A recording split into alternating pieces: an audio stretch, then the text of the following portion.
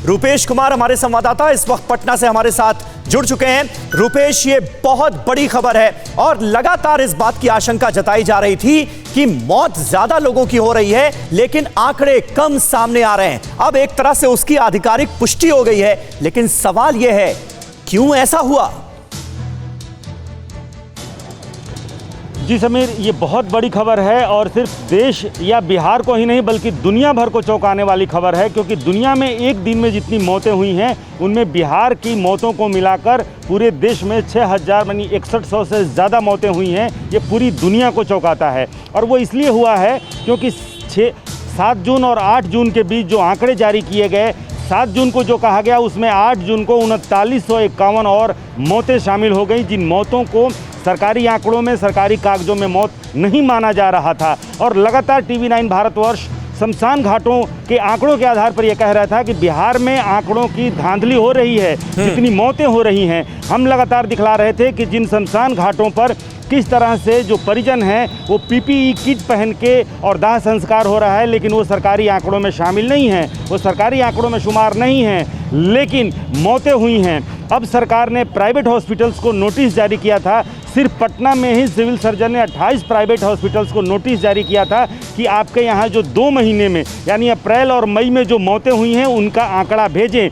Private hospitals home isolation और transit death जो हुए थे उन डेथ का आंकड़ा धीरे धीरे सामने आ रहा है। तब एक दिन में 3951 मौतें सामने आई हैं, लेकिन ये आंकड़ा भी सही नहीं है समीर।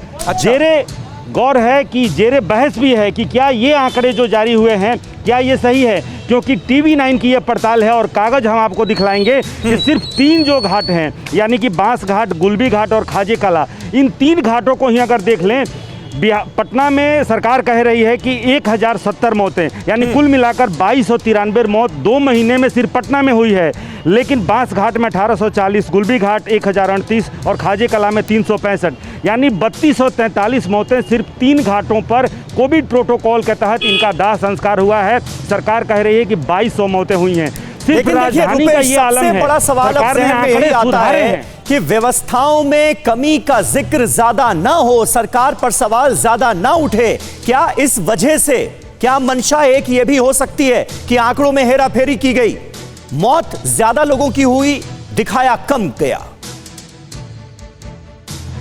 देखिए, जिस तरीके से बिहार की स्वास्थ्य व्यवस्था कितनी लचर है, किस तरह से हालात हैं, PHC की क्या हालात है, जिन्हें राज्य का सबसे बड़ा सरकारी अस्पताल कहा जा रहा है PMCH, उसकी स्वास्थ्य व्यवस्था कैसी है, राज्य का सबसे बड़ा कोविड अस्पताल NMCH की व्यवस्था कैसी है, इस तमाम व्यवस्थाओं की जब पोल खुलनी शुरू हुई और अस्पतालों के बाहर जिस तरीके से चित्कार और हाहाकार मचा हुआ था, सरकार ने निश्चित रूप से मौत के अगर ये आंकड़े जारी किए होते तब लोगों के सामने सच्चाई आती। कहीं ना कहीं ये आपराधिक लापरवाही नहीं है, ये जानबूझकर ये हुआ है। आंकड़ों की बाजीगरी सरकार ने, स्वास्थ्य विभाग के अधिकारियों ने जानबूझकर की है। क्योंकि अब हालात नॉर्मल की तरफ बढ़ रहे हैं, सरकारी अस्पतालों में या फिर प्राइवेट हॉस्पिटल्स या फिर होम आइसोलेशंस में लोगों की हालत सुधरी है। हर रोज बिहार में 600 से कम का आंकड़ा सामने आया है। लिहाजा अब सरकार जिनको आंकड़ा नहीं मान रही थी, जिन मौतों को मौत नहीं मान रही थी, अब उन्हें कागजों पर मौत माना जाने लगा है। गांव-गांव में सर्वे हो रहा है, लेकिन पहले भी सरकार ने हर प्रखंड में, हर गांव में अपने अधिकारियों की नियुक्ति की थी। हर प्राइवेट हॉस्पिटल्स की मॉनिटरिंग के लिए अधिकारियों को लगाया गया था। फिर क्या कारण है कि जो प्राइवेट हॉस्पिटल्स हैं उनके यहाँ जो मौतें हुई थी, अब सरकार ये कह रही है कि प्राइवेट हॉस्पिटल्स ने आंकड़ा नहीं दिया था। बिल्कुल 3951 लोगों की जान गई। ये मौत का आंकड़ा छुपाया क्यों गया, ये सवाल जो है ये निश्चित तौर पर बहुत बड़ा सवाल है और इसका जवाब बहुत जल्द बिहार की सरकार को, बिहार के लोगों को, देश के लोगों को देना होगा। परवाह देश की, सोमवार से शुक्रवार रात 10 बजे TV9 भारतवर्ष पर।